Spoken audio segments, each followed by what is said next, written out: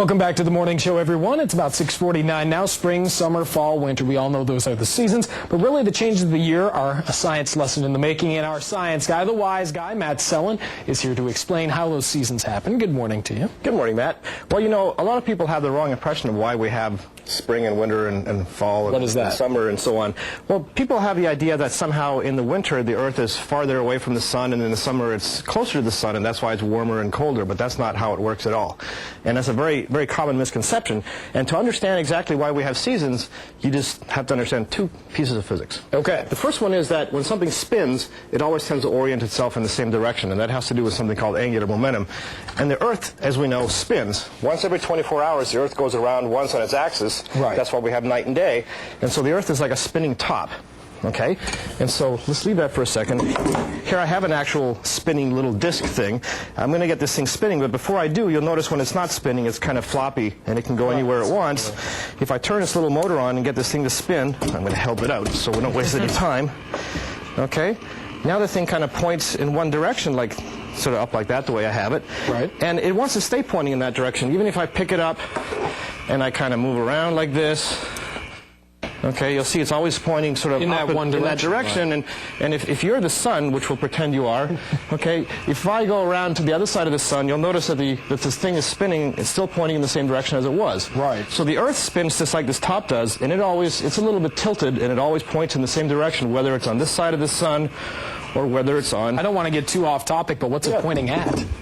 Oh, well, nothing in particular. I mean, it's just the way it was. It happens that it's pointing at the North Star in our case, but that was just an accident. It just happens to be a bright star that's up there that we can kind of orient ourselves with respect to. So it stays in the same place. So the Earth is always spinning. It's always pointing in the same direction.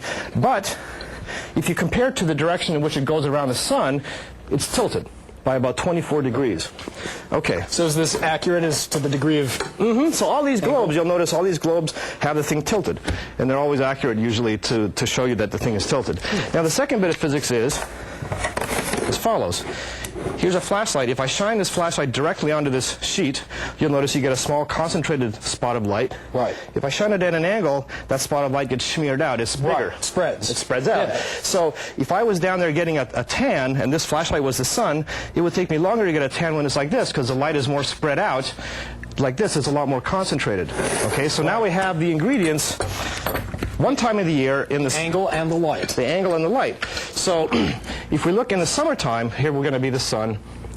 Okay, in the summertime, the sun is kind of overhead like this, and it shines down on where we are. You see this sort of a concentrated thing. Right. And then as the Earth goes around the sun, I'm just going to turn this thing.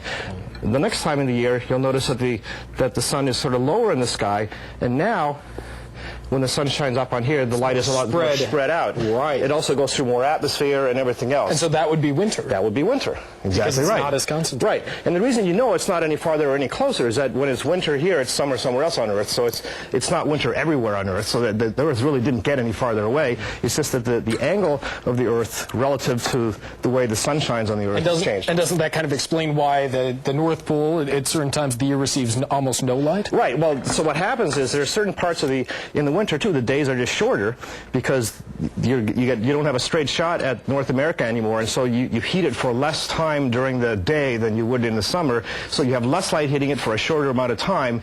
And of course in the wintertime the sun never hits the North Pole, so it's night there constantly. On the South Pole in the summer it's always light. And I used to live in Sweden, which is pretty far north, and there during the summer the sun never sets, and during the winter it basically never comes out. It's those kind of depressing.